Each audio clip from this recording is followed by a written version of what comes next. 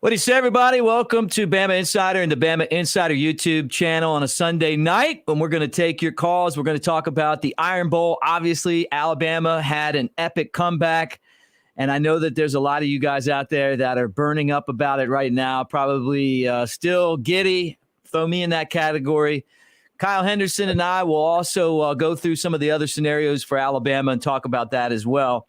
But look, before we take your calls and before we break things down, let me ask you to do us a huge solid, and that is like and subscribe to the Bama Insider YouTube channel. I noticed that you guys did a lot of that yesterday. I noticed that, and you've been doing that, and we really appreciate it. Like, subscribe, hit the bell, and we appreciate you guys being part of our channel. And Kyle, it's good to see you again, man. I can't wait to hear your thoughts on this game. But before we get there, before we even talk about it, how you been? Doing great. That game, it certainly got everybody going, and it was I think it was really one for the ages. I was going over notes and watching more video this morning from Nick Saban's press conference. I always like to listen to Coach Saban's press conference 3 or 4 times, because you can really understand a little bit more about kind of from their angle and what he's saying. And someone, I think it was Pete Thamel, Yahoo Sports, asked him if he's going to cherish this game, and he said, yeah, he was going to. And I think that we all are going to. I mean, that was one of the games of, one for the ages. I mean, I've never seen Alabama play that bad. I know we're going to talk about several different points tonight. I've never seen them play that bad. But I never lost hope, honestly. I never felt that Alabama was going to lose, especially if they were able to keep Auburn, within striking distance 10-0. But man, every single thing that could have went wrong last night, and they were still able to get out a victory over Auburn. I mean, holy cow, that was a lot to take. I'm still not over it, to be honest. Yeah, that's exactly how I feel. And with that, let's get the show started. Let me throw that up there. A beautiful sight, 4 overtimes. Alabama somehow, some way, a 24-22 win. And Kyle, before I say anything else, I just want to tell you I was in this studio. I was ready to go live last night and say Alabama lost 10-3, and then magic happened. And now, but throw this up on the screen, and we learned that Alabama never quits.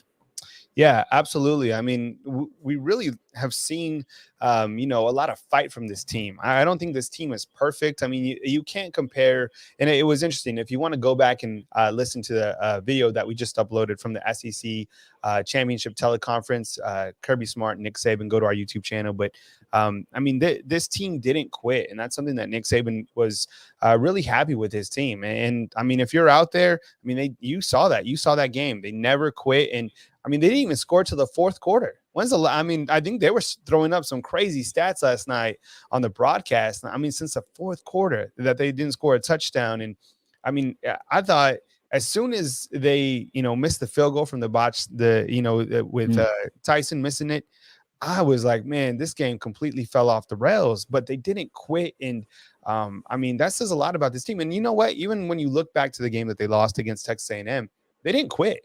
They came back and they had a very admirable second half performance. And I know you kind of look back, and that's the game that, if they win that game, they're undefeated, but still they didn't quit. And I really, they might not have the leadership. They might not have the overall talent on this team. The offensive line is pretty much atrocious, from what we're accustomed to seeing. But the thing is, they don't quit, and they haven't quit. And that's a championship mindset. And you know where that comes from? That comes from the top. That comes from Nick Saban keeping these guys in these games. And Coach Saban was asked about today, in the past, they've been down by, multiple scores in several of these games, and especially against Georgia. Now, as we turn the page to the SEC championship, and what does it take from a mindset mentality? And that comes from experience. And of course, Alabama doesn't play, trailing by a lot, but it was just a gritty performance last night against Auburn at Jordan-Hare, where, as we all know, anything could happen. Yeah, right. And we're going to talk about that in a second. But it's just so crazy when you look back at all of the success that Alabama's had. They haven't really had to come from behind a whole lot. They haven't had to make these miracle type of finishes.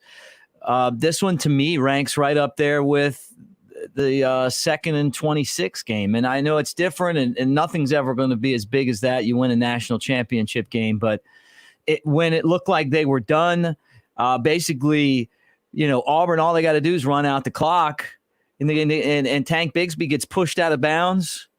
And Alabama all night long missed those opportunities, but that minute they seized it, and then from that point on, Bryce Young was amazing, and Alabama won. Now the next question for you, Kyle, is: do you believe in the Auburn voodoo now? I mean, we talked about Auburn Jesus all week.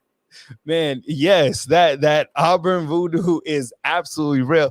And we've talked about that. And more experienced Alabama Crimson Tide football fans have told me before I moved to Tuscaloosa and before I went to my first game at Jordan-Hare that this voodoo magic like some sort of exists. And I don't really believe in all that, but now I certainly do. Some of the catches that Auburn makes in these games, you look back to a couple years ago when Bo Nix was able to beat Alabama, like these throws that they just kind of float up there, and these catches as one-handed catches by the freshman. Finley, he was playing, on without a wheel last night, and he was still making some good throws. That was a gritty performance by him as well.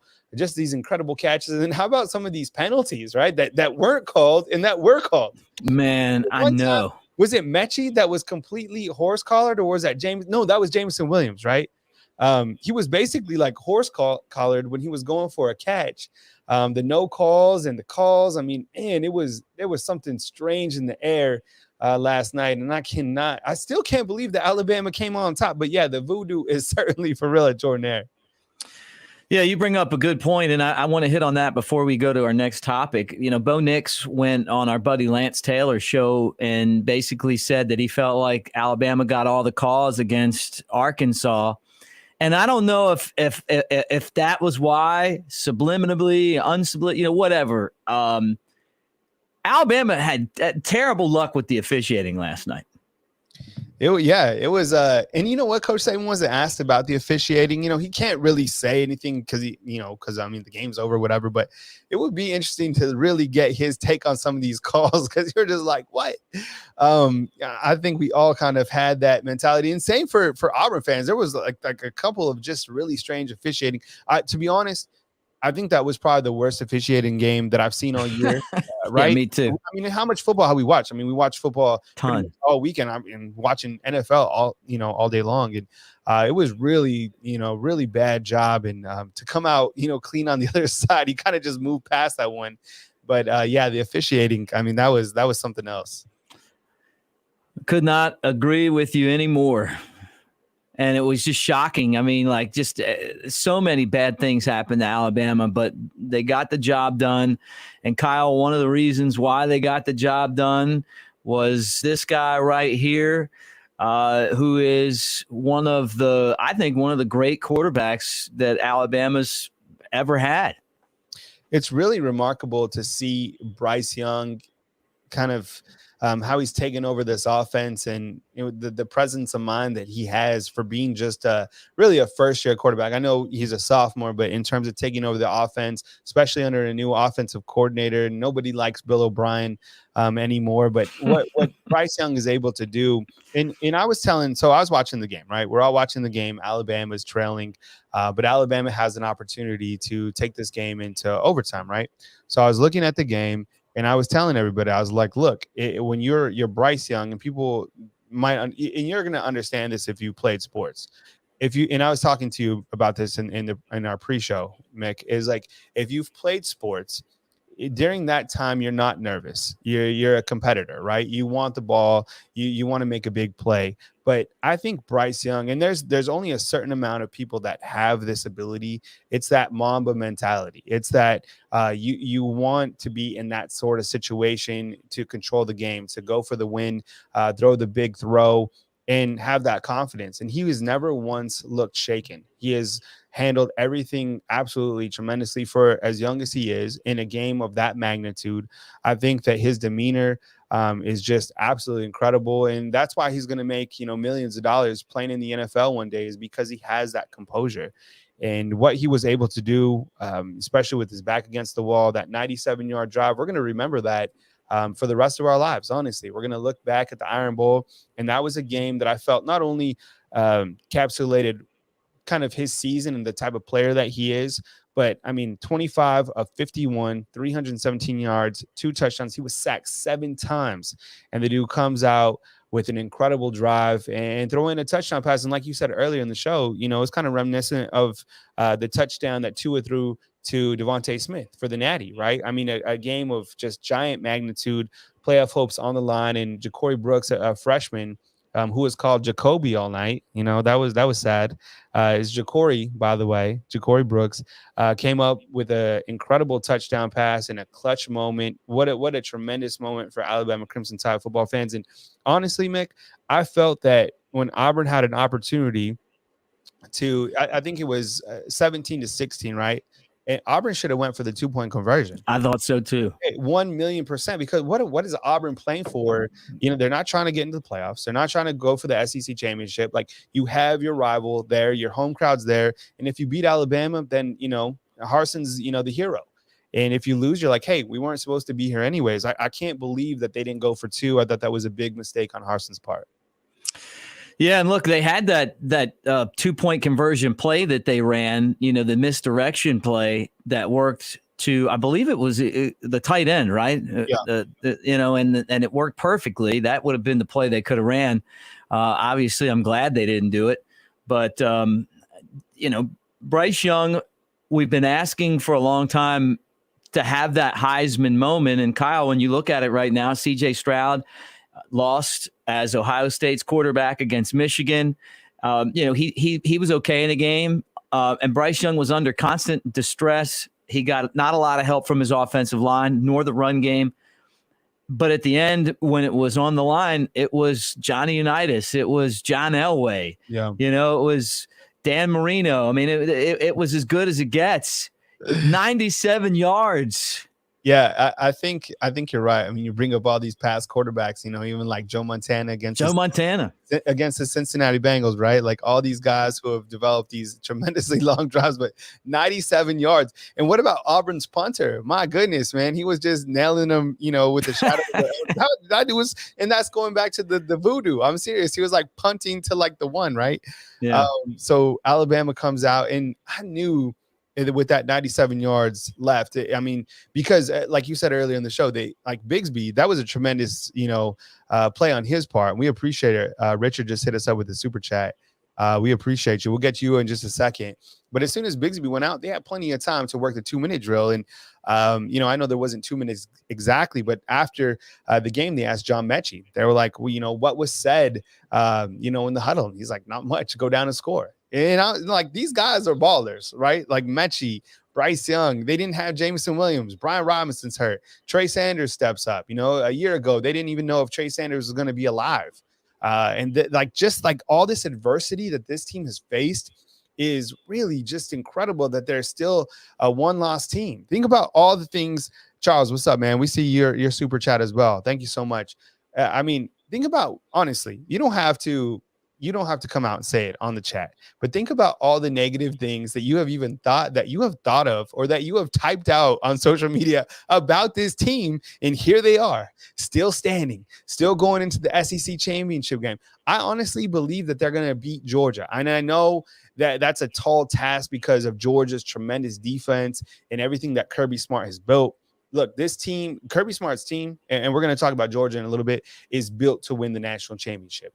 But this team, and I'm jumping ahead of our show, but they haven't faced the adversity that Alabama has faced this year. This back end schedule has been light. I don't know how battle tested they are, but they are a quality team. I'm not taking anything away from Georgia. I'm just saying this adversity that Alabama has had to overcome against LSU, Arkansas, Auburn. I mean, these guys are ready to go. I mean, this is a long season, and see how that carryover goes into the SEC championship game. All right, timeout on our momentum, and let's throw these super chats up here. Yeah. Because I think we were all like puzzled. Richard, thank you for the super chat. He was talking about when Sanders got stuffed on that 4th down play. I did not like that play call.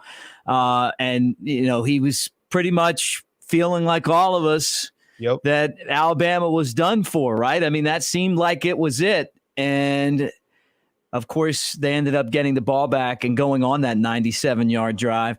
I told you I was ready right here in this studio to go on the air with all of you guys and say, hey, we just lost 10-3. What do you think? Kyle, what were you doing?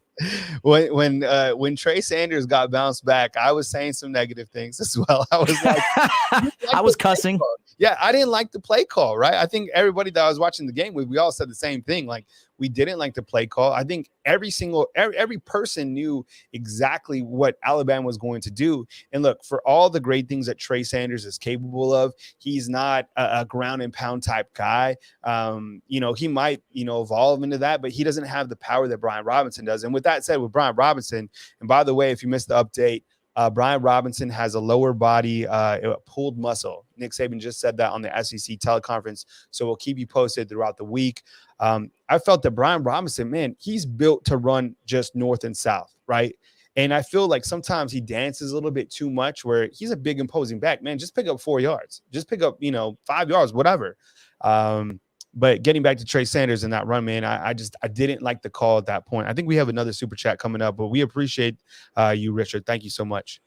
Yeah, Sherry says, great win for Bama. Awesome Heisman moment for Bryce Young. Look, I think when we look at the Heisman odds, that Bryce Young now is the odds-on favorite. Now, that's not including what's going to happen against Georgia, but in my book, and as this stuff starts to come out, I think he's going to be the guy now back in front again. Oh, yeah, absolutely. I mean, the Action Network, and we have another super chat from Charles that we don't want to pass up. We appreciate you, Sherry. Thank you so much for being a long-time subscriber. Yeah, absolutely. If you look at the Action Network today, Bryce Young is back in the driver's seat. Okay. And the thing that bodes well for Bryce Young is the fact that he gets another game to play. Now, I know it's against Georgia, but I'm saying the Heisman voting is after the SEC championship. To me, I think the voting should be after the entire season. It's kind of ridiculous, right? Because you want all the best players to play their final game, because what if the Heisman moment comes in the national championship or in the SEC championship or in the bowl game, whatever. But yeah, Bryce Young, as of today, is the odds-on favorite to win the Heisman Trophy. What does Charles have to say here? All right, Charles says the last thing Georgia wants is an underdog Bama, and basically kind of saying the same thing you were saying. They're not battle tested, and you know what? Like, Saban's the wrong guy to try to tussle with, and I think that Saban works better as an underdog coach.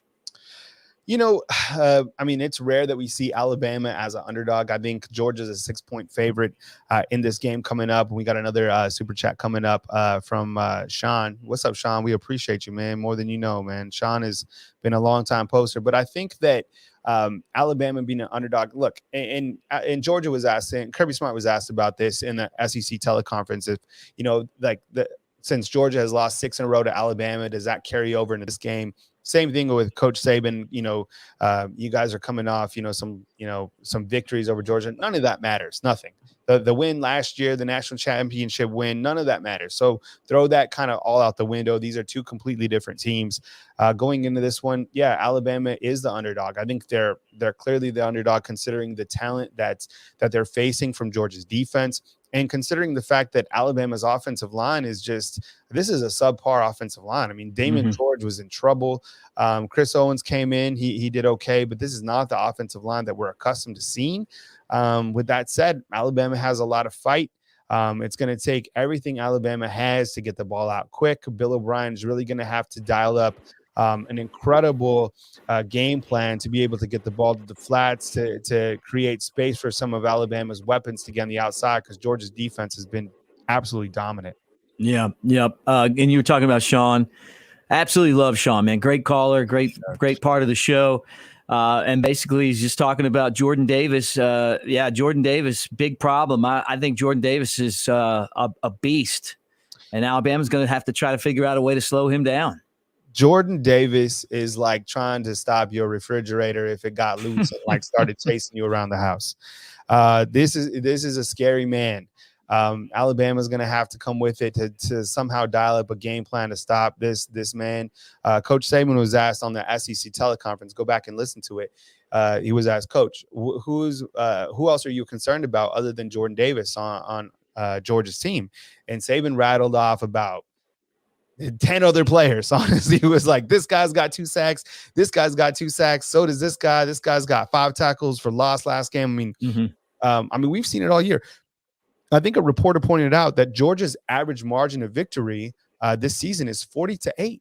right? Yeah. So you look to where, and I think we all said it before the beginning of the season that we knew Georgia would be undefeated at this point if they got past Clemson. We didn't know that Clemson was going to kind of sputter out this year. Maybe some did. I thought DJ would be a little bit better than what he is. But Georgia, that game was 10-3. And to see how Georgia has continued to dominate throughout. And look, their game plan is this: pound the rock with Zamir White.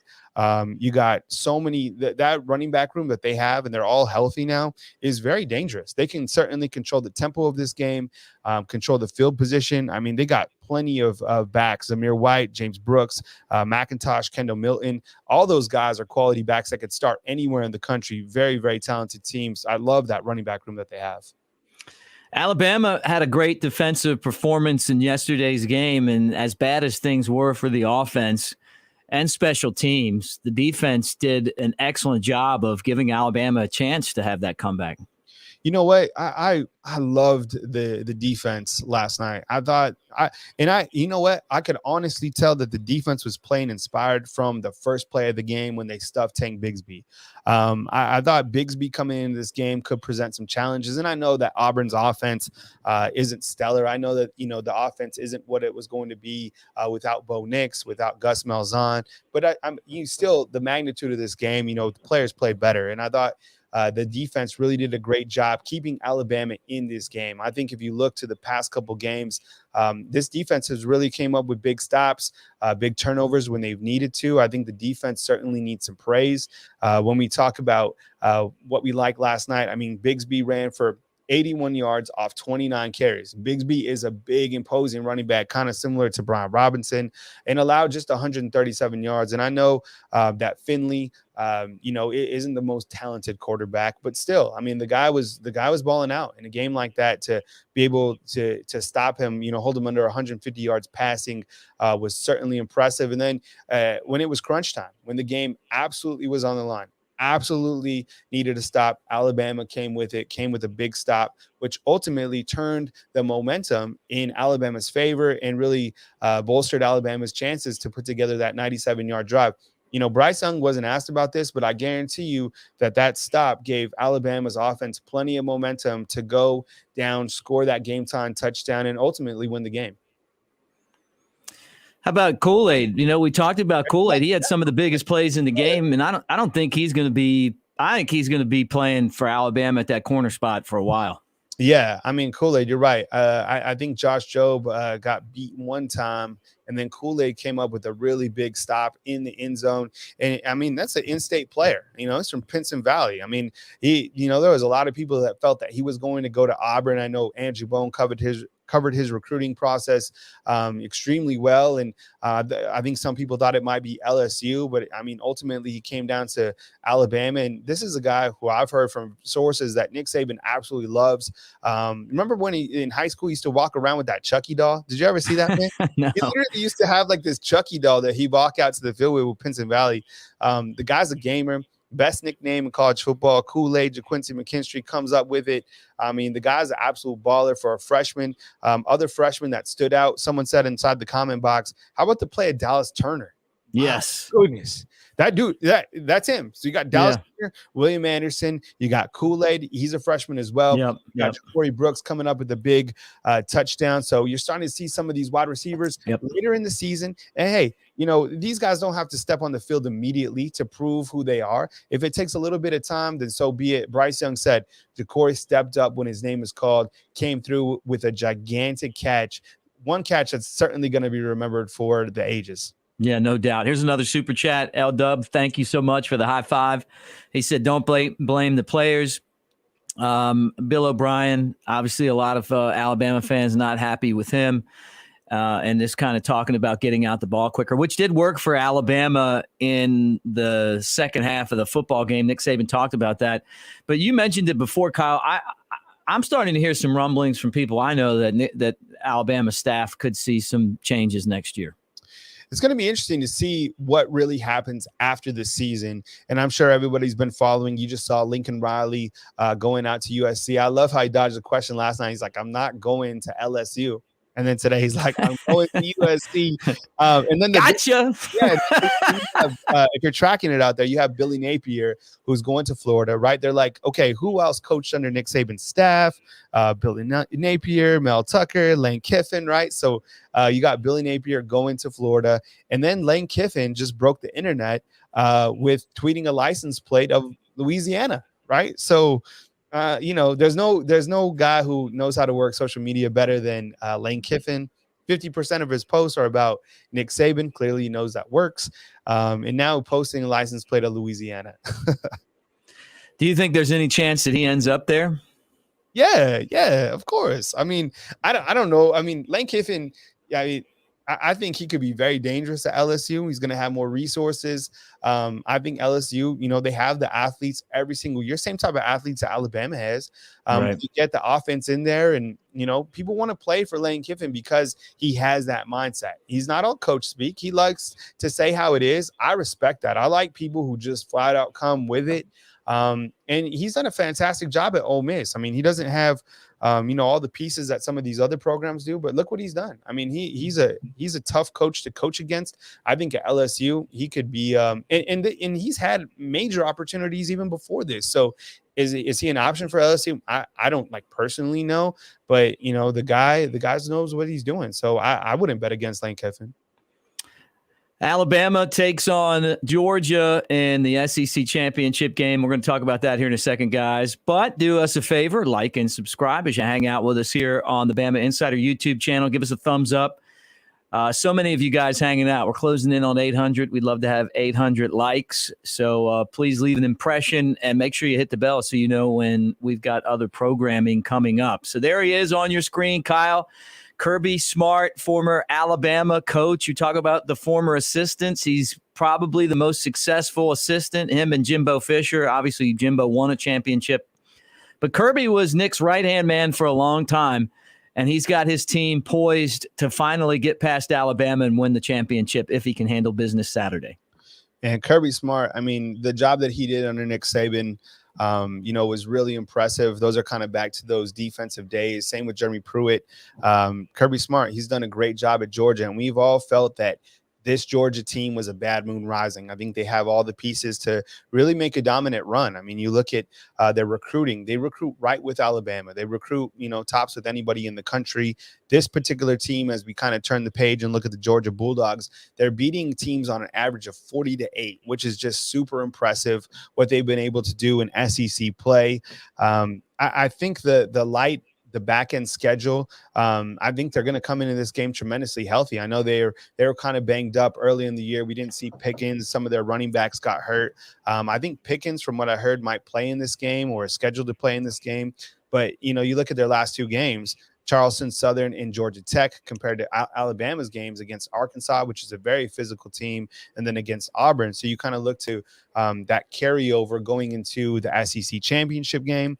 Obviously, they have a dominating defense.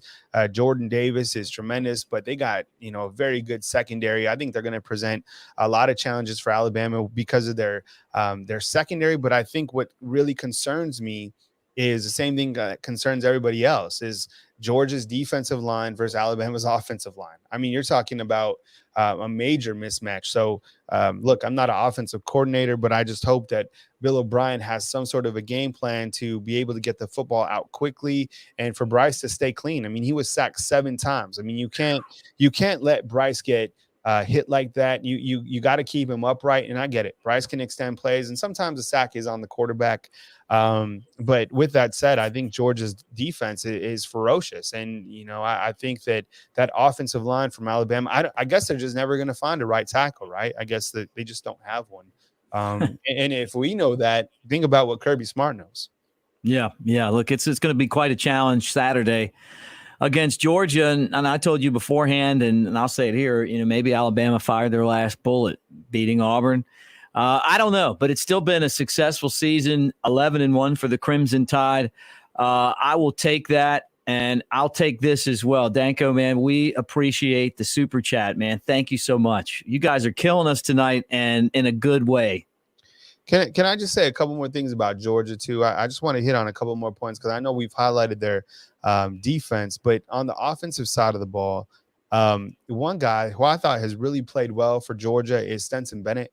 I mean, this guy's their backup quarterback. This guy came in, and I thought he's done it. I mean, you look at Stetson Bennett from last year to this year, no comparison. He couldn't throw the football. This year, he has 21 touchdowns, 5 interceptions. He's a very mobile quarterback as well. He can get out of the pocket and create mismatches, kind of on the outside edge. And then all their running backs are healthy. Zamir White, he's an absolute beast. James Brooke, Ken McIntosh, and Kendall Milton, all those guys are it's just such a loaded backfield. And then you add on George Pickens. So Alabama clearly going to have their hands full, the underdog going in. But as we know, Kirby Smart has had Nick Saban in the headlock how many times? Twice. Yep. I think Georgia has led Alabama, 3 times at the half, and Alabama's been able to come out victorious in each of those games. In some of those bigger games, it was Alabama coming by way of a backup quarterback. I mean, it's never over till it's over. I know Georgia is the heavy favorite or 6-point favorite or wherever, but I believe in Alabama. I think that this team, they're battle tested. They have a lot of fight. I think that rant that Nick Saban recently he had, I think he's ready to turn it up. So I can't wait to, we have so much coverage coming this way. We're talking to players every single day, tons of coverage coming your way right here on Bama Insider. Yep. No doubt. We got all kind of shows and all the press conferences leading into the SEC championship game coming up on Saturday. Anything else, Kyle, before we bounce off from you and start taking some calls tonight? A couple of things. So, number one, another injury update on Brian Robinson in case you missed it. Nick Saban just said that he has a lower body pulled muscle. Didn't really go into it. As you saw, Brian Robinson was injured last night. So we'll keep you posted on that as we continue to move through the weekend. He said Jalen Armour-Davis is day-to-day. He's a cornerback that was out as well. And then just recently we learned that Pierce Quick plans to enter the transfer portal soon enough. He's been at Alabama for 3 seasons now as one of the offensive linemen. In fact, here's a gigantic nugget for you, okay? I was going to post this on Bama Insider. I've heard up to 6 more players could enter the transfer portal from the University of Alabama. So certainly hit those notifications so we can drop those updates right to you here on our YouTube channel. But do me a favor. We've built this YouTube channel up, from the ground up. And, our staff does a tremendous job. Mick Gillispie, Trey Yanity, Tony Sukalis, Andrew Bone. So definitely support those guys. Keep hitting the thumbs up, subscribe. You're helping us grow as a company to develop high-quality Alabama Crimson Tide football content. You guys call into the show. We appreciate you more than you know. We'll see you soon back on Bama Insider. Hit the thumbs up, subscribe, and I'll catch you soon. All right, thanks, Kyle. Talk to you tomorrow in our morning meeting. And I'll talk to you guys now, and we're going to open up the phone lines and talk about Alabama's football game. So, and whatever else you guys want to get into. We'll start here. Who's this and where are you calling from? Hey, Robert from Mobile. Hey, what's up, Robert?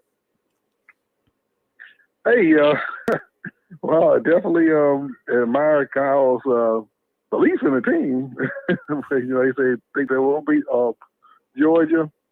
I think they can beat Georgia, but I'm not gonna ready to go say they will. But hey, yes, I know they'll be quite inspired after this get tremendous victory over Auburn, which is still celebrated. The Nick Saban 24-hour rule. Well, I guess I'm going a little past the 24 hours. We might celebrate the beating Auburn. I think I'm going to the next Monday when I get back at work, so I won't end until then. But I guess I'll look to the Georgia game. I just don't see how we're going to slow down that pass rush with the offensive line playing like it's playing. Yeah. And hopefully it'll it'll improve enough to where maybe they can give Bryce Young 3 seconds to throw, but at least consistently. But right now, so far I haven't seen it. I still go back to the commentators from CBS said, well, yeah, we couldn't stop Auburn. How are we going to stop Georgia? If they can do it, it'd be fantastic. But I'm satisfied with the season, the way it's going so far. If it ends in the SEC championship, I'm fine with that. And if we get a bowl victory, at the end of the year, that's great too. But it's not. This isn't a championship or bust season in my opinion for Alabama. Last year was, with that team, you didn't win a championship with that team. That was a bust. Right. Okay, this year's team, this year's team. The season's not a loss. So if it doesn't end in a championship, it's been pretty good. And beating Auburn, hey, I'm good with that. It's a great season. Now next year's team, I'm going to call that a championship buster team, a championship year bust team. But if this one doesn't end in a championship, or with they're losing in the SEC next weekend, it's still a good season. Players played well. In Bryce Young, I don't think the SEC championship will, if he were to have a great game in that, would cement the Heisman for him. But I don't think he'll be punished for playing an extra game when the Ohio State quarterback gets to sit at home next weekend, and because he doesn't play, or Bryce Young has a bad game in the SEC championship game, well, that he loses the Heisman. That wouldn't be fair. So hopefully it won't come down to that, or the people who do the voting won't won't say, oh well, he Bryce had a bad game, so we'll give it to the Ohio State quarterback. Well, yeah, because he's sitting at home. I wouldn't see how that's fair. But still, like you guys said, it was definitely a tremendous win. Hopefully, Paul Tyson will get the butterflies or whatever it was out of his system to where he can handle those snaps. Because they could have cost us yesterday if he put those bobble snaps. But so hopefully he'll get that over with. But I'm still celebrating the win. I think it was still a great win. And next week, we'll be pulling for the team. One good thing that can work for us is that Georgia's offense isn't lights out. It's it's just good, but not great. So if the defense can keep it close, maybe we can pull out in the fourth quarter. If we, like what happened yesterday, defense. Okay, we weren't playing well on offense. Defense kept it close, and we pulled out in the fourth quarter. That's definitely going to go down as one of the greatest drives in Alabama football history. Much better than the kick six. The kick six was just luck. Yeah. Although, Auburn folks are fine with that luck on their side. But, hey, that was a genuine, real drive for all the marbles. That wasn't just luck. So you got to live with your luck, because that's all you ever had to live with, Auburn fans. Alabama, that was a drive for the ages. Hey, look, I'm with you too. I'm still celebrating the win from Saturday. I know Georgia is a huge challenge. Come tomorrow, it's going to be all about Georgia. It's going to take a monumental effort to contend with Georgia. I think we all know that. But, it's just hard to get past how amazing that game was last night. And you're right, we haven't hit 24 hours quite yet. So we still got another hour so that we can celebrate, right? This is going past a Monday morning when I can go brag on it. Yeah, right. Think about how bad my work would have been. My going to be for then. I wouldn't have gone. I just would have stayed at home that day. Yeah. But one thing though, if they get past Georgia, wow, that means we've fixed the problems on the offensive line. And if they fix the problems on the offensive line, all bets are off after that. Yeah. If we get past Georgia, Michigan. I got to debate my brother. I'm not convinced Michigan is a team that can beat Alabama. I think it'll turn into another Alabama-Michigan State game from way back from the 2015. I agree with that. I could see that, but you got to get there. The good thing for Alabama is that they could lose to Georgia and still make the playoff with 2 losses. Now, they'd have to have a lot of things go their way, getting Ohio State out of there. Michigan loses to Iowa. Look, Cincinnati's not a lock to beat Houston. They could very well lose, although they've played their 2 last games have been really good. Oklahoma State could lose. They got to play Baylor. That's a tough game. So, if the chips fall, and even if Alabama loses and it's a close game, and I know that's not what we want to talk about here, but Alabama could get in with 2 losses, and anything can happen. I think that Alabama's the team that could beat Georgia, but the injuries that Alabama has at running back and the struggles of the offensive line make it so tough, when you're going up against a wall like Georgia puts out on their defensive line. Well, and then they have to play Georgia twice as well. Yeah. Because, again, I don't see Georgia losing to anybody in the playoffs. Yeah. With the other teams left in the playoffs, I don't see any of them even challenging Georgia. I see Georgia beating any of the other teams by, 3 touchdowns in the playoffs. So it's Alabama or nobody. And it could be finally Georgia this year, It's been what, 1980? Yeah, it's been a while. I'm 55 and I was in high school then. Yeah. They've been due. Well, there you go. Great. What's that, Robert? Oh, go ahead. No, I was just going to say, they've done great. I mean, they've had an amazing year, and Alabama lost a lot of guys in the first round last year, and they're trying to get other guys ready to be that next wave.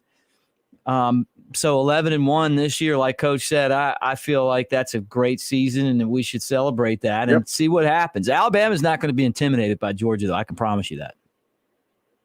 No, they won't. But yep, it's definitely a great season, and we definitely look forward to what comes next. So, all right, man, great talking with you again. Hey, Robert, send this message to everyone you work with tomorrow. Okay, Roll Tide. For that. Thanks for coming, buddy. Talk to you next week. All right, let's go right back to the phone lines and get you guys on, talk more about Alabama. Please like and subscribe. Hit the bell as you hang out with us tonight. Who's this and where are you calling from? This is Daryl from Huntsville. What's up, Daryl? Hey, man. Monumental win. Monumental. I sit there and I text one of my friends when it was 3-0. I say it's over with because we can't block. We won't win. But the only thing that gave me life support was the defense played its best game of the year. It tackled. There was no run, no yak yardage, no yards after catch. They tackled good. They played good. Now, of course, the scheme is still suspect to me. How do you have your best defensive player dropping back in coverage? William Anderson. Why? I mean, that's your best pass rusher, and you got him dropping back in coverage, playing a zone in coverage. That's unforgivable. Now let me also I buried him. Let me resurrect him. Owens came in. He wasn't great, but he stabilized the offensive line. Him and the other guy that came in at summer, McLaughlin, I believe it was. Yes. So give Nick Saban some credit for saying, you know what, this is not working. I got to get somebody here to block. I got to get somebody to stabilize his offensive line. Give him credit. That's coaching. And, it's time for all true Alabama fans. We don't need any sunshine soldiers to get behind the team and let's give Georgia hell. We can beat Georgia. We can, again, here's my game plan. I've never been hired as an offensive coordinator, but I know a little something. If you got a dominant defensive line, the thing you try to do is what? Trick them. Run some traps. Run some misdirection. Run some delayed draws. Get the ball out of your hand. Run some flanker screens. Run some screens. RPO game. Because Georgia's secondary is not that good. They just have never been tested because nobody can get past the front seven. Yeah. So, Alabama yesterday, that drive is one of the greatest drives in college football history. And not only that pass is one of the great plays in Alabama and college football history.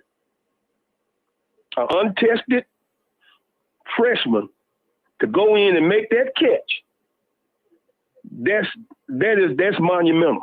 Yeah. Yeah. We've been talking about those guys, Daryl.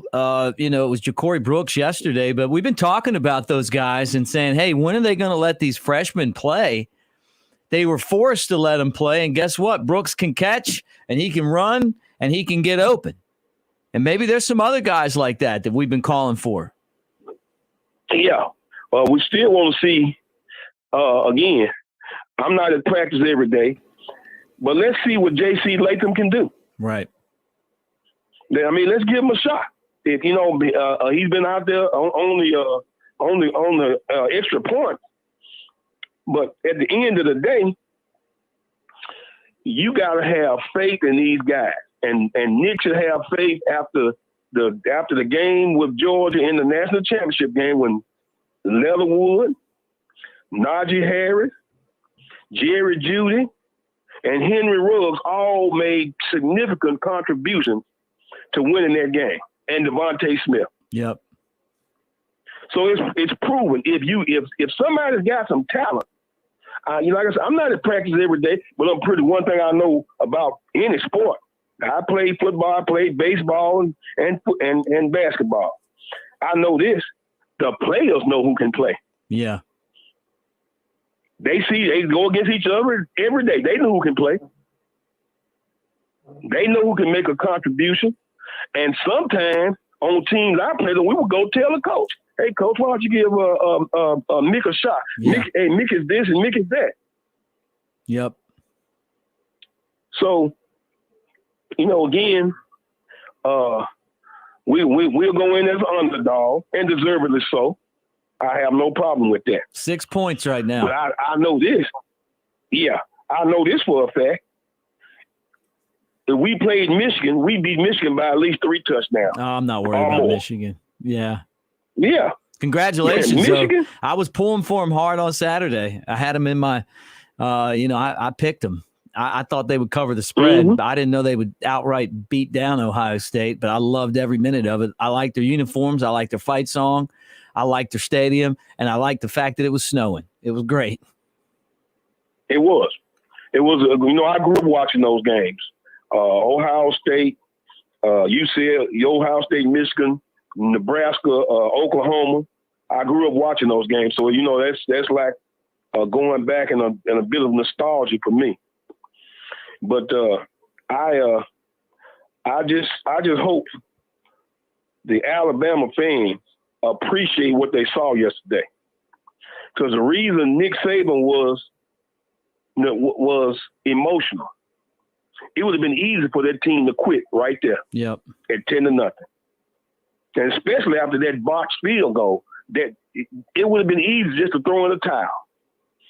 But the difference between champions and chumps, champions are going to give everything they have, leave it on the field. I know those are all cliche, but it's the truth. The only way you become a winner is you stay a winner in your mind. Your attitude is drilled into you. That's why we hold up the 4 fingers. That didn't start anywhere else. Bear Bryant started that. We hold up the 4 fingers at the end of the 4th quarter. We'll be stronger. We will wear you down, and we will beat you. So it's time for all Alabama fans to rally behind the team. I know it's going to be a bunch of negative talk from a lot of prognosticators and all this. And then let me quickly say this, and let me get somebody else on the line. I know you got a bunch of other callers. Heisman Trophy. I don't believe in Heisman Trophy moments. I believe in Heisman Trophy performances throughout the season. All that came about when ESPN came into play, and ESPN with their pundits. You got to have a Heisman moment. I'll never forget 2011. The Heisman Trophy favorite was Trent Richardson, and Joey Galloway came on national TV, and this is what Joey Galloway said. They asked Joey, "Who's gonna win the Heisman?" He said, "Well, I know who should win it, but he's not gonna win it because ain't nobody gonna vote for him." Well, who should win it? Trent Richardson, but he won't win it. I've talked to dozens of people with votes, and nobody said they're going to vote for Trent Richardson because Alabama didn't win their conference. They didn't win their division, and they have no business in the national championship game, and we're not going to vote for Trent Richardson. One guy didn't even have Trent on his ballot. And so, again, the Bama hatred is real. People think it's, we just talking, but it's real. You saw that the other day when the guy came out, the Auburn quarterback came out and made this statement. Alabama gets all the calls. Everybody knows that. Mm-hmm. and guess what? The referees went silent. The guy jerked the guy down, and as Gary Anderson said, when you threw that flag, yeah, I would have thrown it. And the other announcer, I would have thrown it too. Yeah. And they held in the first part of the game. Jameson Williams was breaking away on the slant, and the guy grabbed his jersey all the way down the field and then held him up. I know. How many of those did we see in that game? That was no call. Exactly. It was like they were officiating just to prove that they don't give Alabama any advantages. Exactly. And I'm going to say it. I've been saying this for 7 years, Mick, probably longer than that. The SEC officials, in my opinion, are the worst officials in the country. I have no problem saying it. Go back and look at it.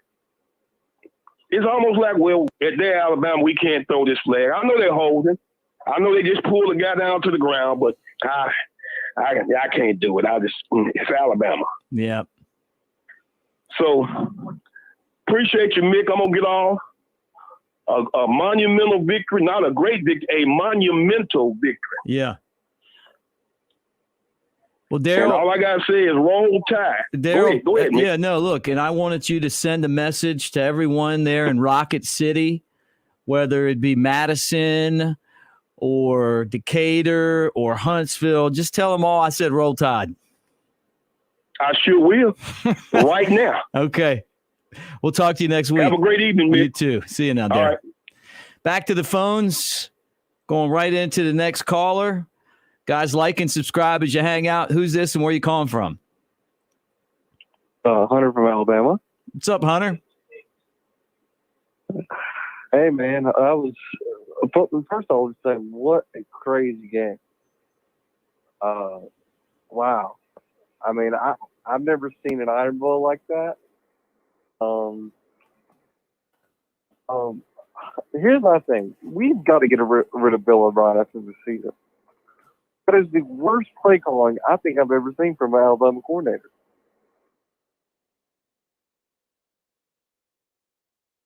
Yeah, look, I'm not going to sit here and defend Bill O'Brien. I mean, there's zero creativeness. Where's Milroe at? Maybe if they watched Michigan, they saw that Michigan would bring in their speed quarterback for some plays. Notre Dame's done that.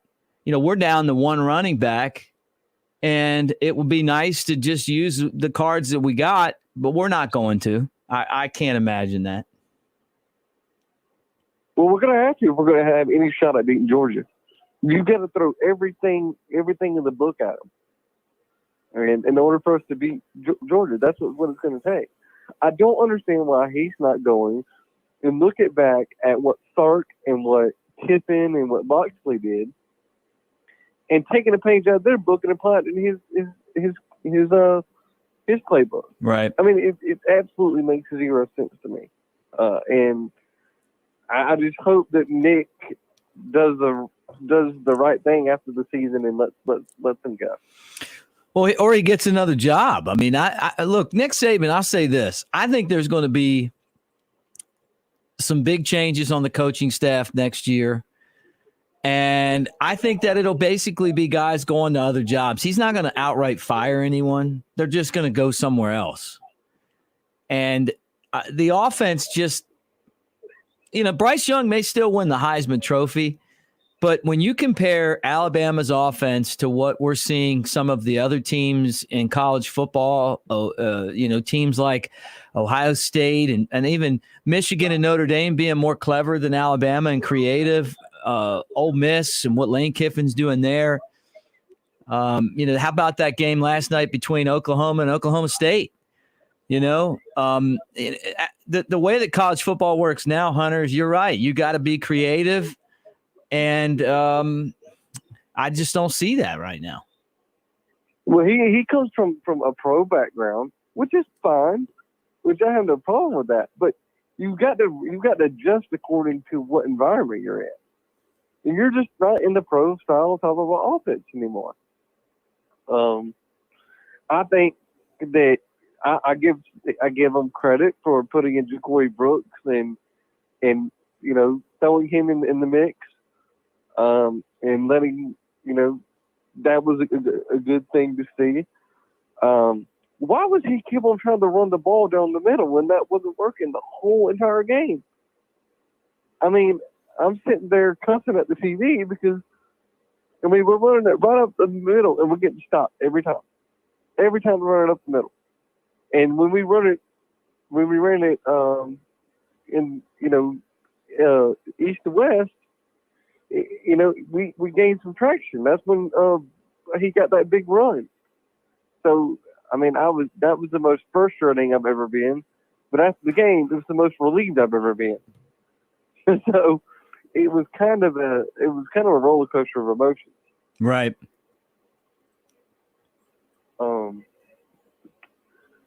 So let me ask you this: what do you make of Mullen's firing? Do you think there's any chance that Mick would try to, after the season, try to hire him as a coordinator? I mean, I would take him. I mean, he was the coordinator when Tim Tebow was at Florida and did a great job. I think Florida downgraded coaches. I mean, look, no offense to Billy Napier, but I think Dan Mullen's a better coach, more proven. And they soured on this guy fast. I mean, he was in the SEC championship game last year. Obviously, they had a terrible season. He had some players that didn't give their best effort, and it got him fired. But I still thought that they should have stuck by him. Well, I think the problem with him is he wasn't. He recruited okay, but he didn't. He even said in an interview, he said, "We'll recruit when it's recruiting season." If you're a college coach, recruiting is 24/7, 365. Right. There is no recruiting season. What are you talking about? Well, I think what he was saying was great coaches. I just think what he meant was we'll talk about that when it is recruiting season. Not that they weren't recruiting, but that, like it was a leading question and he knew what the guy was trying to get at. And he was basically saying, we'll talk about that when it's, when we talk recruiting, which is after the season around signing day, but it didn't come off well. It wasn't the right answer, especially after a win. And he had a lot of those moments this year where he said the wrong thing at the wrong time. Yeah. And I think Billy Napier will be a good coach for them. I really like Billy Napier. I thought he was a good coach when he was at Alabama, and he did a good job at Louisiana. I think that's one of the better hires I think we're going to see. I think it's crazy that Lincoln Riley's going to USC now. That doesn't make any sense to me, but hey, we'll see. We'll see how this coaching carousel, takes on. I just don't know. Who do you think realistically, let's say he does move on for Bill O'Brien after the season, and Bill O'Brien gets another job somewhere, probably in the NFL. Who's on your top of your radar as far as the offensive coordinator? I don't know. I mean, and I'm not saying that Bill O'Brien's gonna leave because of Nick Saban. He may leave on his own, but I could see him going somewhere else and being his own guy. I don't really know. I mean, I think you go after some of these young guys that are at other programs where you can just basically go in and poach them. Maybe you get, the assistant from Ole Miss, or you go get the assistant from somewhere else that you look at and you go, look, I'm going to give you this high profile platform, pay you more than anybody else, and you'll have some big time weapons to work with. We have really shut down this offense. Yesterday was certainly shut down because we've concentrated on two guys getting the ball every time. And Mechie, who drops the ball way too much to play in the NFL, by the way. And I know he had some big catches yesterday, but he's got too many drops to go in the NFL. You just can't stay on the field when you do that. And then Jamison Williams, who's had a great year, but got kicked out of the game. And I thought that Williams getting kicked out hurt Alabama a lot because they focused so much of the game plan on giving him the ball. But when Ja'Cory Brooks came in, it was great to see him kind of prove what all of us have been saying on here a lot. And that's that there's some guys that need to get a chance to get the ball. Yeah, and I think Saban is not like, guys dropping balls and fumbles, and I think we did see Holden Trayshawn in the game, but he didn't get any passes his way. He did catch 2 passes earlier this season that were really good catches, So we'll see. We'll see what the game plan is going into this game with Georgia. But one last quick thing before I get off. Can you recall the last time that Nick Saban actually fired an assistant? Yeah, Lane Kiffin. Well, yeah. Well, he fired Lane. Yeah, that's right. He's probably fired Lane. guys off the, we just don't know about. He doesn't fire anyone. I think he just tells them that they need to find another job at the end of the season. But Lane Kiffin's the guy who they got rid of, and I don't even know what the whole story is there, except he's the guy that bolted to go work for that no-name college he coached down in Florida instead of helping Alabama win the national championship game. And, from what I understand, it was that, he wasn't focused on Alabama and it was time to move on from him, which is a shame, right? But yeah, it is. And, I put it on Lane. Yeah, well, and that's unacceptable because, when Kirby left to go to Georgia, Kirby coached that last national championship game. We won that game, and he put you didn't tell the difference between him the game before he got hired at Georgia and the game when he was hired at Georgia. Mm-hmm. He coached that game to the best of his ability, and I think Lane was just a little bit too selfish to do the right thing, and. That's I'm just calling it how I see it. I think Lane's a great coach, but when you have a duty to those athletes to do your job, mm-hmm. and so that's unfortunate. But yeah, I forgot about that. That he kind of did fire, Lane. And there's probably some other guys out there. I can't remember. They have a bunch of guys that come and go on the staff from year to year. But that was the one that I remember because I think Alabama wins the national championship if Lane Kiffin's focused and there as the offensive coordinator. And if Bo Scarborough doesn't get hurt in that game, I still think they win. But great call, Hunter. Roll Tide, man. Thank you. Appreciate it, man. Roll Tide. We'll be doing it again after the game on Saturday, so make sure you call back. All right, let's go right back to the phone lines and talk Alabama. Who's this and where you calling from? This is Jamari from Montgomery. Hey, what's up, Jamari? How you doing, Mick? I'm doing good. How about you? What a game yesterday. What a game. I'm pretty good waking up this morning as an Iron Bowl champion. Pretty good. How about Bryce Young, heart of a champion? I don't think his vital signs changed not one bit during that game, Mick. Kyle mentioned that. Kyle was telling me off the air, and I wish he would have said it on the air, but he was basically saying that he thought that Bryce Young was like Kobe Bryant or Michael Jordan, or, he's naming all of these Tom Brady, like these guys, these super athletes that just stay so focused and they get in the moment and and I agree. He just doesn't lose focus. The guy is just cerebral.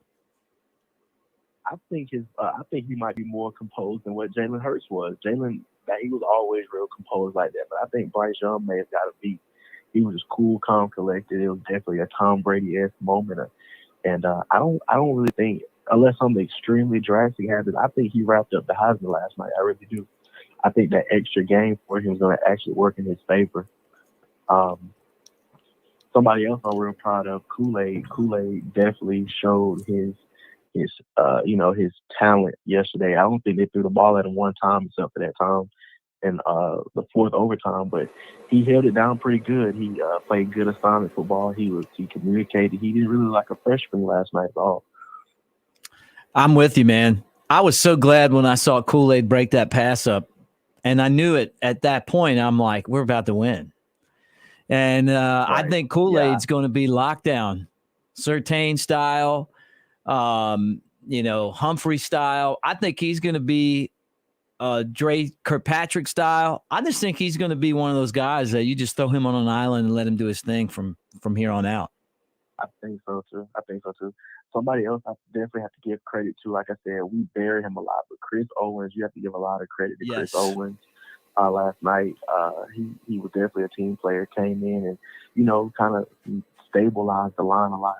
Damian George, you can tell he was young. I feel like he has a high ceiling, but that wasn't a game for him yesterday. We had to go with the experience. And Chris Owens, like I said, he's not great. Like I said, he's definitely smaller for the tackle side. He has short arms, but he definitely did his thing last night. Like the last couple callers said, though, Mick, we have to do something with both of our coordinators. Pete Golden, even though the defense played a lot better yesterday, I'm still not a fan of him. Like I said, we have Will Anderson, the best pass rusher in the country, dropping back in coverage. Like, what is he doing? And then O'Brien, sometimes he's good, sometimes he's bad. It's just the creativity is not really there. I'm hoping that somebody gives O'Brien a job so we can go get another offensive coordinator, Mick. And I was listening to the other guy's name, a couple guys. Somebody that I would love to get as offensive coordinator is Tom Herman. Yeah. He's not. Tom Herman's a really good play caller. He's offensive coordinator for Urban Meyer at Ohio State when we lost to him. The head coach at Texas. I like Tom Herman. I wouldn't mind getting Dan Mullen. I didn't think about that one. Another one I would try to get is Kellen Moore, offensive coordinator for the Cowboys. Well, I mean, that's a pretty interesting one. Yeah, no, I'm with you. And let me say this: if you didn't see it, Chris Owens basically slid out from center, and Alabama's getting beat up pretty good. He came in the game, and look, he wasn't perfect, but when Alabama started to play well, it was because he was helping stop that pass rush. So, I mean, if you go back and watch it, he had really one of his most inspired performances. And before he got in the game, Alabama's line stunk. Yeah. Just kind of going back on that. But look, I think you're right about the coordinators too. There's just too many, and the defense looked really good, but they haven't been consistently good. They've just made too many mistakes.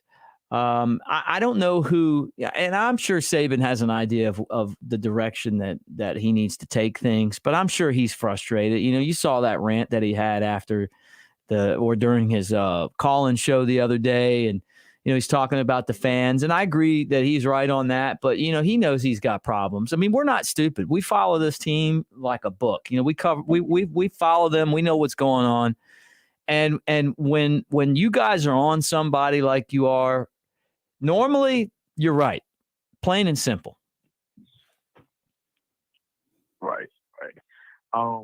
And another thing on the defensive part, I wish we would have went ahead and gave the defensive coordinator job to Charlie Strong last year while he was on the staff. I hate that we let him go. Well, we didn't let him go. Urban Meyer when it came and got him. But if I was Saban, I would have went ahead and gave Charlie Strong an extension and would have gave him the defensive coordinator spot. I feel like our defense would be way better with Charlie Strong at our defense than Pete Golden. I never really felt like Pete Golden was a coordinator. I feel like he was more of a position coach. But the defense played good yesterday. Like I said, Auburn's offense don't really have too many playmakers, but nonetheless, we did play good. What's your X factors and what's your concerns for the SEC championship? Ooh, I just think Georgia's going to be able to do a lot of things to hurt Alabama. I think they'll be able to run the ball on Alabama some. Not like they've run the ball this year. I think that Alabama's going to have a tough time blocking them. And the fact that we're probably not going to have Brian Robinson, and if we do, who knows how he's going to play. And even at 100%, I'm not a huge Brian Robinson fan. I mean, I like him as a guy. I mean, I think he's a hard player, hard-nosed guy, and he's an effort guy and all that. But he doesn't have the, you go back and you look at the running backs that we've had: Shad Williams, Glenn Coffey the first year, Mark Ingram, Trent Richardson, Eddie Lacy, Trent Richardson. You start going through there and looking, TJ Yeldon, Derrick Henry, Damian Harris, Najee Harris, and Josh Jacobs. And what we're doing right now isn't on that par. We don't have home run hitters at the running back spot. We got base hitters, like guys that are hitting singles. And I think that's really kind of changed this team, and they've done really well with it. But, how many times have you seen since Chase got hurt, since Chase McClellan's been out, somebody, just all of a sudden make a move and just take it to the house, and then, Roydell Williams, you saw the potential, but he never really got the job done, so I don't know what Alabama's going to do as far as the run game goes. Maybe they just totally just look like Mississippi State and they do an air assault, and hope that they can get rid of the ball real fast. But they haven't been creative enough this year to make me confident that they'll even be able to do that. I just worry about this one. I think Georgia's got a lot of advantages, except the mental advantage. I give that to Alabama because they believe they can win and they got the best coach that's ever been on a sideline. Right. One guy I hate that he ended up transferring with Keelan Robinson. You remember Keelan Robinson? Yep. I was really excited about him before the season started. I hate he transferred. That would have been our big home run hitter. But honestly, I think Trey Sanders is a capable bat. We just don't really know because we haven't seen him too much. But to be honest with you, I think Trey Sanders is more explosive than Brian Robinson. Brian Robinson's been in the pro for a long time. Yeah. But but what I would do if I was O'Brien, I would have a lot of Wildcat packages for Slade and Jalen Milroe. Probably have some Wildcat packages with both of them in the game. One at running back, one at receiver. Running back, one at quarterback. Some options, some counters with those two at Wildcat. Like, we got to get creative. Another thing that I would do, Mick, is a lot of people forget Kool-Aid played a lot of receiver. I would have a package with him come in for a reverse or a deep route or something. We got to get creative. I mean, I don't want to put too much on a freshman, but Kool-Aid is a playmaker. I think when Kool-Aid gets older, he's going to be doing some returns, but Kool-Aid has great ball skills. I would have a couple packages with him, maybe a reverse here or there or something like that. We have to get creative, but one thing I do agree with you is that Alabama, we do have the edge. We're battle tested, and even though Georgia hasn't been put in situations to be tested, I think that's one advantage that we do have. For Georgia's offense, though, the main thing that I'm worried about isn't really necessarily their running game. It's honestly not even George Pickens. The thing that kind of worries me about their offense is their tight ends. Mm-hmm. Brock Bowers is a monster. He's a freshman, great speed. Him and Darnell Washington, that's the mismatches for me. That's the first mismatches that I see. Malachi and Brian Branch, they've been playing good, but the obvious mismatches, they're 5'9", 5'10". Bowers and Darnell Washington is 6'5", 6'7". And so that's the part that worries me is how we gonna cover those tight ends running down the field. George Pickens is going to be, he's going to be him. I don't think he's going to be himself just yet. He's definitely capable, but those tight ends are really the biggest thing that I'm worried about. And then Cook coming out of the backfield. You remember last year we had a middle linebacker on James Cook, who's probably one of, if not their fastest guy on the team. Mm-hmm. So those are more sort of things that I'm worried about. Georgia's defense is going to be Georgia defense. The only thing that I can think of is we pull a page out of Clemson book on how they did us in the national championship in 2016. Just run a lot of plays on them and hope they wear down at the end. Yeah. Because and one other thing too, Jamari, punch them in the mouth early. Right. I'm talking about right at the beginning of the game. Instead of being the team that comes from behind, Alabama's going to have to put the rock in the slingshot and go ahead and just smack them with it real quick at the beginning of the game. If they have some kind of trick play or they have something where they can get ahead, they need to do that. I think we got to come out with the intensity like we did in that 2009 SEC championship. Yep. We got the ball first, long drives, focused defense. That's how we have to come out. Mick, who do you think is somebody else? Who else we should be concerned with on that defense besides Jordan Davis? I'm thinking Nakobe Dean and number 88 on that D-line too. But who are some other people that you would be concerned about? Look, the problem is you could sit here and name that whole defense. You know, I mean, like, it's crazy. I mean, like, really, if you look into it too much, you'll be so psyched out you don't even want to look at it anymore. You know, you heard Nick say, he's like, this guy and this guy and this guy. You know, you could go down and name that defense, and they're stout, and they're going to be stout because the thing that worries me more is just Alabama's offensive line. You know, last year Georgia was really good too, and they came to town and. You know, that nobody could beat them, and then they ran into that wall that Alabama had at offensive line. And in the second half of that ball game, Alabama ruined their season. Absolutely ruined their season in the second half by the way that they just dominated them up front. You know, so I'm looking at it and saying the weakness that I see is we know that Stetson Bennett can be had. We know it.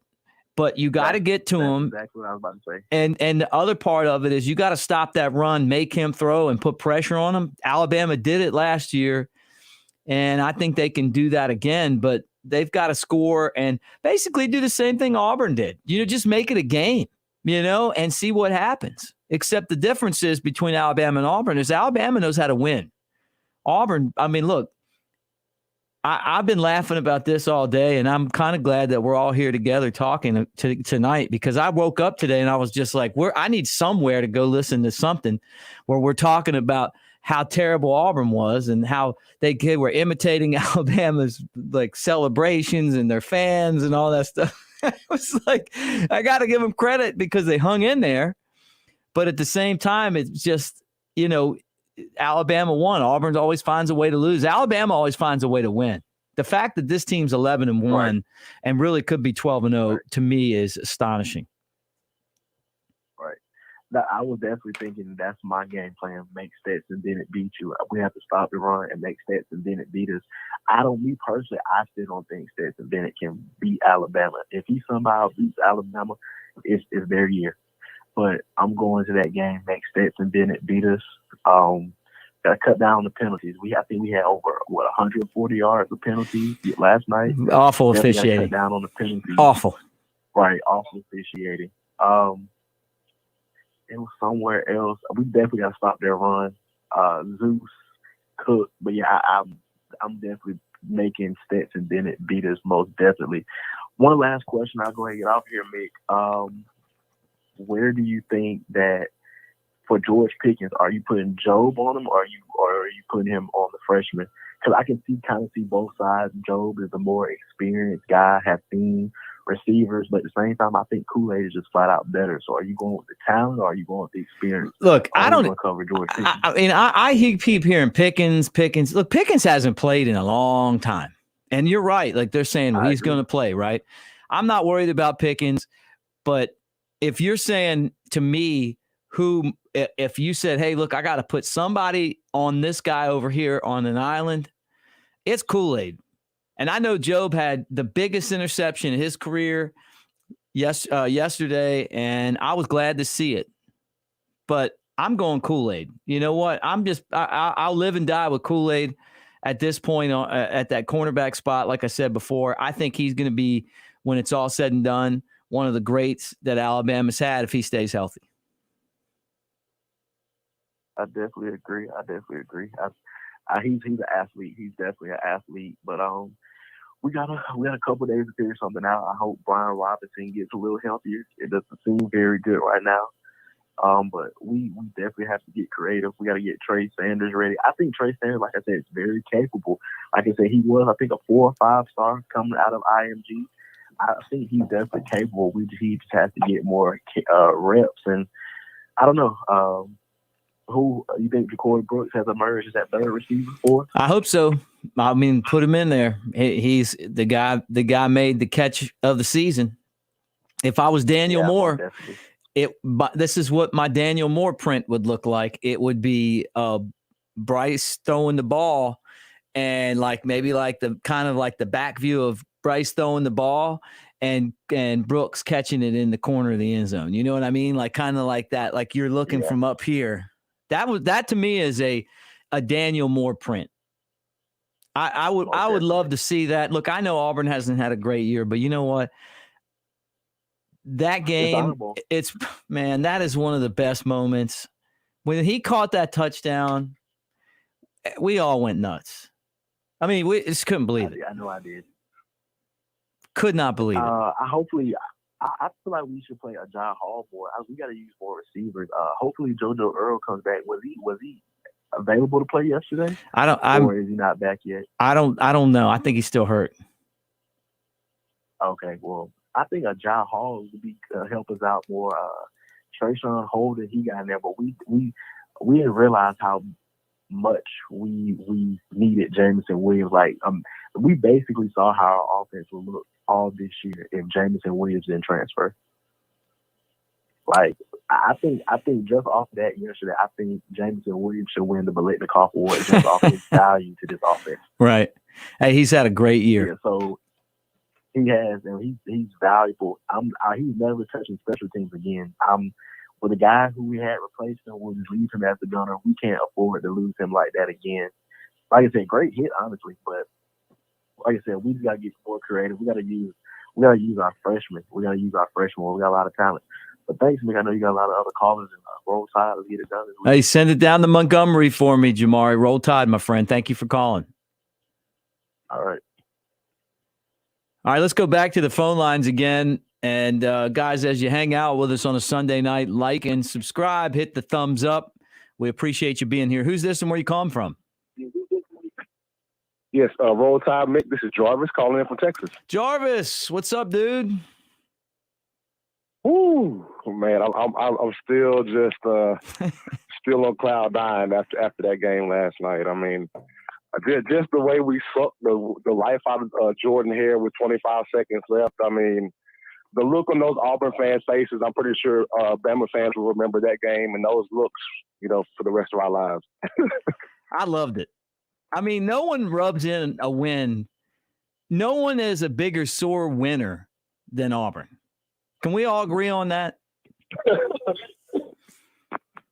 No, I couldn't agree more, Mick. And I will say, honestly, at first I was disappointed about Jameson Williams getting kicked out of the game, obviously, but I think that could have been the best thing that happened to us. It forced us to develop other players that hadn't played all year. And it also kept Jameson Williams from getting hurt because that was the type of game that, unfortunately, he could have gotten hurt if if we were behind and needing to really look to him like he could have got an injury. So we have a fresh best player going into the SEC championship game.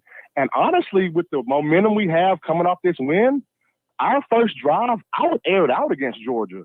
I would send Jameson on a go route the first play of the game and just say, can you stop it? Can you stop this guy? Look, I'm not disagreeing. I mean, I think if you're Alabama, you play this like you got nothing to lose. Yeah.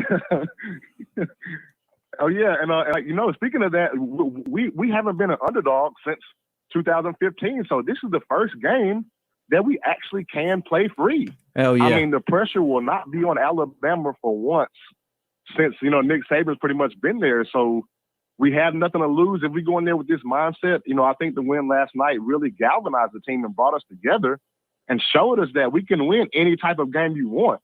We can blow you out. We can come from behind double digits. We can play a tight game and win it close. So we won any type of game you could possibly be in this year. So I don't think we'll be intimidated one bit to see the G on the helmet, coming this Saturday. Oh, look, Alabama's not going to be intimidated by them. I mean, I'm sorry. Like, look, they may win the game and they may dominate the game. And the money right now is the line's going heavy to Georgia. It went from 6 to 6.5. I think that they're as much as I love Alabama, I still think that the line, if I was making a handicap, and it should be 9.5 or 10, just the way that Georgia's played and the way that Alabama's played. But you know what? The thing about Alabama and Nick Saban is you better not count them out. And that's probably why the line's only 6.5. But the bigger the line, the better I think it is for Alabama, because I think Nick Saban can go in there and be like, look, no one thinks you guys are going to win. No, I mean, I couldn't agree with that more. All week we have so much bulletin board material. People are doubting us, counting us out. We're going to get blown out. I mean, people must forget that Georgia has not beaten us the last, 7 or 8 times they played us. Well, I was trying to think until about they this, beat Jarvis. us- When is the last time they beat us? Because I've been to a lot of these Alabama-Georgia games, and I'm thinking it was like Nick Saban's first year with 2007. Yeah, 2007. right. And I went to the one in Athens with my buddy Skip Powers, who is the sports information guy for Florida now, but he used to work at Alabama. And we're good friends. We went to the blackout, and I got to give Georgia credit. I mean, every single person there had black on except us. We were wearing white, and I couldn't believe it. and of course Alabama won that game, and that was 2009. And then I went back there again, and they were supposed to beat us that day, and Alabama smoked them in the rain. Last year, Oh yeah, you remember they were going to beat Alabama with their big defense, and no one was going to stop Georgia. It was a lot like it is now, although I got to give them credit. I mean, they have a big body of work ahead of them, but they didn't last year. And Alabama blew them out in the second half, right? And after that game, Alabama pretty much dominated the rest of the season, right? That was early in the year, but maybe this is different. I mean, like I watched the way that Georgia's handled Arkansas and handled Auburn and handled a lot of these other teams that I think are pretty decent. So you're still talking about a team that has just absolutely killed everybody. So that's why I'd say, hey, look, I'd make them about a 9.5-point favorite. Yeah, I couldn't agree with that more, Mick. And I do want to give some shine to number 9, Mr. Bryce Young. That is a bad man. I mean, if there was ever a bad man, it's Bryce. I mean, I'm so glad he flipped from USC and came to us. I know last year was a small sample size, so people wasn't aware of what he can do. But what we've seen this year, if last night the drive that he had, 97-yard drive, and Jordan Hare down 10-3, if that's not a Heisman moment / drive, I don't know what is, Mick. I mean, we need those clutch plays, 3rd down, 4th and long, 3rd and long, the whole drive. I mean, hitting Billingsley hadn't caught a pass all night. Hitting Brooks hadn't caught passes pretty much all season. Mm-hmm.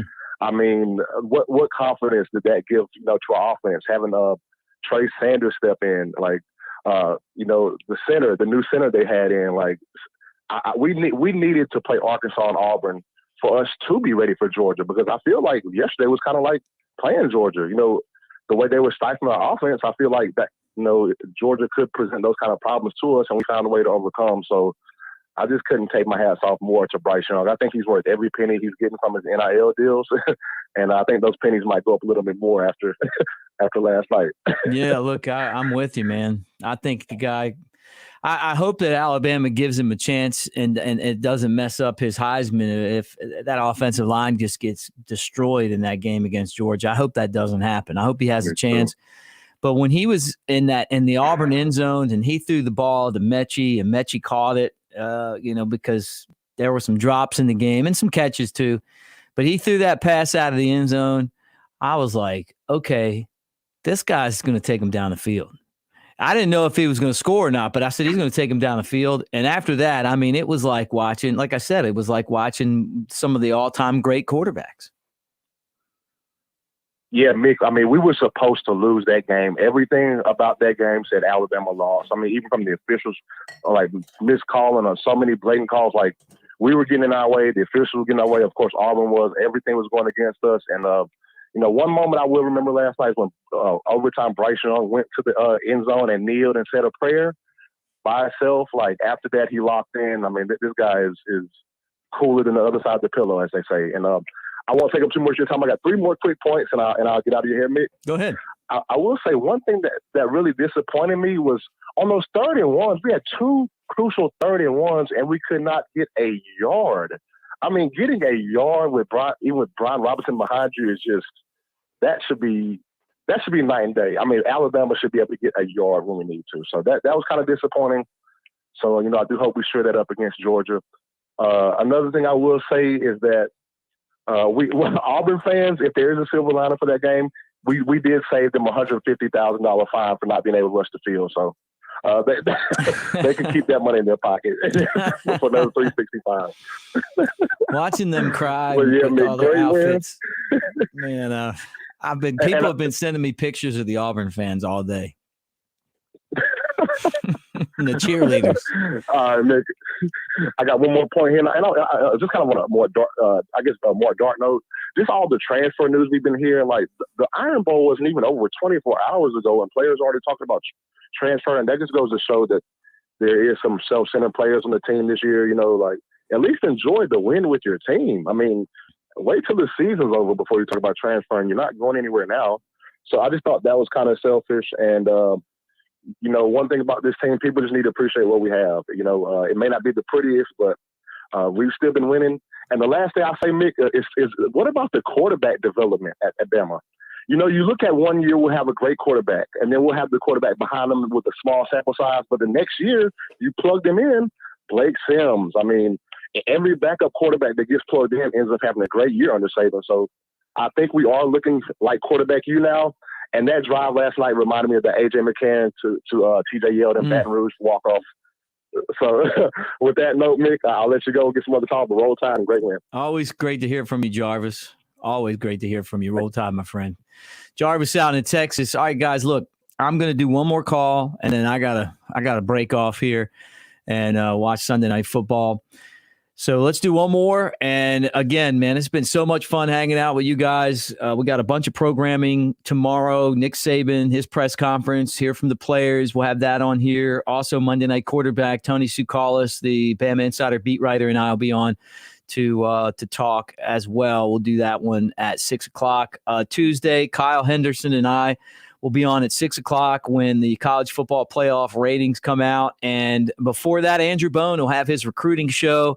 Kyle on Wednesday always does his score prediction.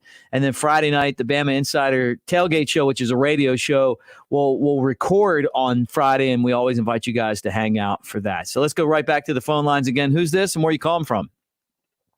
Good evening, Mick. This is Kevin, Dallas, Georgia. How you doing? What is up, man?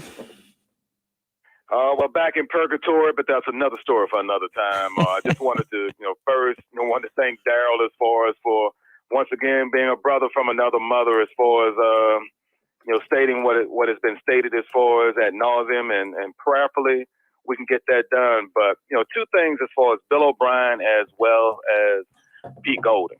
As far as Bill O'Brien is concerned, the best way I could characterize him, Mick, would be a substitute teacher.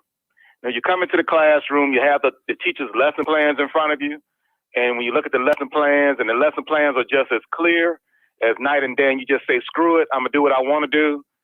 And the thing is with Bill O'Brien, and it reminds me of a call, Mick, that you received, I guess it was several weeks ago, and a gentleman who stated that Bill O'Brien acts as though he don't particularly care for the playbook, because it was just a matter of Bill O'Brien coming in and just following the Sarkisian, Loxley, Kiffin playbook. And it seems like it's a matter of him being, screw all y'all. I'm going to do what y'all tell me to do, but I'm not going to add anything to it. And that has served as I know you made another statement you made with somebody said lucky. Think that, as far as 11-1, as has been stated, should be 12-0. But the thing is, we could be so much better if, as we stated before, a little has been added. I mean, why fight what has been successful over at least a half a decade? So. No, I'm with you. Look, I think you nailed it. Kevin, you still there? And one other, and also I just needed to interject, Mick, in regards to, those that have stated as far as, why Jamison Williams is playing on special teams. Let's look at exhibits A through Z. Eddie Jackson, star defensive back, was running punts. Unfortunately, got hurt against Tennessee. I believe that hurt the University of Alabama winning a national championship versus Clemson. Jerry Jeudy, Henry Ruggs, Devontae Smith, all those guys have played. Now, the only question I would have, Mick, as far as those marquee guys being on special teams, was that prior to kick six or after kick six that we saw these high-profile guys playing on special teams? Mm-hmm. Because that's just why I'm a little fuzzy. But the thing is, I just want everyone to be aware that, this is not something that just started this year. This has been, something that has been going on for years. And as far as welcome, as far as to purgatory, as far as Alabama fans. But the one thing I want y'all to be aware of as far as when it comes to Mercedes-Benz, as far as in Atlanta, Georgia, University of Alabama fans look at the Mercedes-Benz Stadium as in being Alabama East. So this is the home field of the University of Alabama as far as East. New Orleans Mercedes-Benz is Alabama home field South. And lastly but not leastly, Jerry World is Alabama Southwest. So the only thing that we don't have as far as a home field advantage as far as when it comes to Florida as well as California, but when it comes to when it comes to Georgia, Louisiana, and Texas, those are Alabama home fields. And the most beautiful sound that you can hear other than what you heard last night, Mick, would be Georgia Peaches grasping their pearls when their Bulldogs are losing, then all the male folks, curled up in a fetal position as far as when you punch them in the mouth. And as you stated earlier, Mitch, all you have to do is punch the Bulldogs in the mouth one time, or, hey, get the paddle and hit the Bulldog in the mouth one time. Yeah. Once that occurs, hey, you have them. You have them, Mitch. Look, and the problem that they have is they haven't had to play 4 quarters yet. I think if Alabama forces them to play 4 quarters, it might not turn out the way that everyone thinks it's going to. And that's the whole point, Mick. This is a the champion is the champion until you beat the champion, and that hasn't occurred yet. And the one thing that's just really blowing me away as far as Alabama fans is, we have a chance, but we respect all but fear none. It would be the equivalent of just gonna go back in memory lane for you for a second, Mick, as far as when you were single. And say, for instance, you and I were buddies, and I said, hey, Mick, I want to introduce you to my cousin. The first thing that's going to come out your mouth, Mick, is, okay, how she look? And if I came to you and said, okay, well, Mick, hey, she has 3 teeth, she's cross-eyed, she's bow-legged, she's thin as a rail, but she has a hell of a personality. I don't think you would be interested, Mick. And the same could be said. And the same could be said as far as some of these Alabama fans. We have a chance against Georgia, but Jordan Davis, he's 6'6", 340, and Kobe Dean, he should have went to the NFL draft last year. Come on, fellas. The same 5 stars that have a G on their helmet are the same 5 stars that, hey, have an A on their helmet also. Let the game play out. This is the season. This is house money as far as this year. You're University right. of Alabama win it this year. The one thing that is a given, Mick, you can bet, hey, as far as your children's college fund, you can go as far as your 401k, etc. You win it this year, Mick. The 20 class and the 21 class is going to win a minimum of 2 rings. So, okay, 2 + 1 is 3. So you get it this year. You're going to get it 2 out of the next 4 years also. Mm-hmm. So.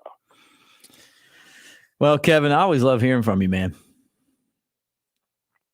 Well, same here. I appreciate as far as the opportunity as far as to express myself as far as on your program, Mick, and I have to, as far as Kyle is concerned, and I'm going to go exit stage left. And when he, made the statement as far as the possibility of, 6 or 7 young men as far as in the portal, the only, if I had to use the term prayer that I have, that as far as those 6 or 7 young men, which I know Pierce Quick is one of those in that number, is that none of the guys are freshmen, sophomores. Yeah, that's the thing. If they're juniors and seniors, Mick, how I look at the upperclassmen. Right. The upperclassmen, they showed up. I look forward to hopefully the upperclassmen to show up over the next 3 to 4 games.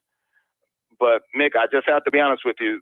The team is inexperienced, but the team is not. You can't use the young card. The only way you can use the young card, listeners, viewers, is if you're playing. Dallas Turner played. Ja'Cory Brooks played. Christian Lear's spot duty. JoJo Earl spot duty. And it's maybe another half a dozen or so other guys. But as far as your Javon Bakers, which I know, hey, he's a sophomore, your AJ Howell, that shined as far as in the A-Day game. Mm-hmm. Fellas, if you all do not block, you can't play. Yeah.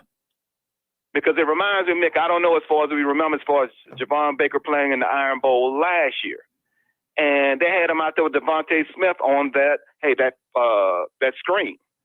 And when they did a little flanker screen out there, and Javon Baker didn't block, and Devontae Smith got his block knocked off, and Devontae looked at him like, "Yo, bro, you have to block, man. I block for you, you block for me." That's right. So, so I just pray that that he's not one of them. But if he's one of them, then Mick, I mean, hey, when you go somewhere else, you're gonna have to block too. Well, look, the other thing you got to remember, Kevin, and everyone that's watching right now, is that transfer portal works both ways. Yes, sir. Yes, sir. Yes, sir. I mean, hey, I'm not. What's the old saying? I'm not complaining, Mick. I'm just explaining. Yeah. And that's just the case. Well, because the beautiful thing is, not only do we have 25 freshmen, which I guess is, as far as recruiting is concerned, I think it's down to maybe 10 or 11 as far as available spots, as far as in that 25 number. right. But also behind door number 3, there are 7 additional spots because of what we just talked about. That's right. The transfer portal. So you can get another 7 guys. Yep. Well, we got a long week to get to Saturday, and I know that we're just about past our 24 hours enjoying that Auburn game. But I threw that score up there for you, Kevin, and everybody else just one more time.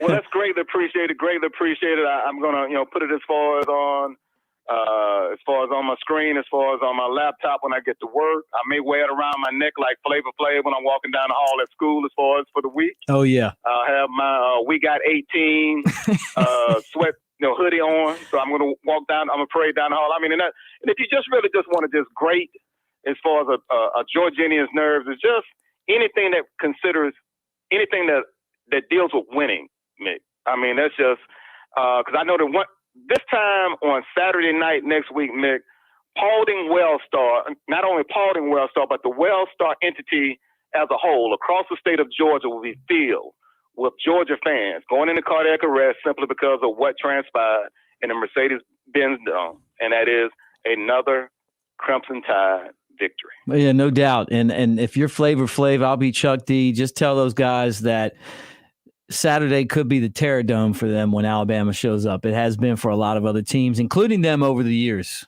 Thanks for the call, Kevin. Thank you very much. Have a good night, Mick. You too. Roll Tide. Great call from, always bringing it is Kevin from Dallas, Georgia. All right, guys, look, thanks for hanging out with us. We've been on for almost 2 hours. Like and subscribe to the Bama Insider YouTube channel. Give us a thumbs up. Appreciate all of you guys. And if you didn't get in on your call this week, hey, look, be ready next week. We'll do it again on Sunday night. We'll also take calls after the game on Saturday when Alabama and Georgia wrap up. We'll have all that coverage for you right here. Make sure you check the Bama Insider YouTube channel for everything going on. I'm Mick Gillispie for Kyle Henderson and our entire crew. Guys, have a great Sunday night and Roll Tide.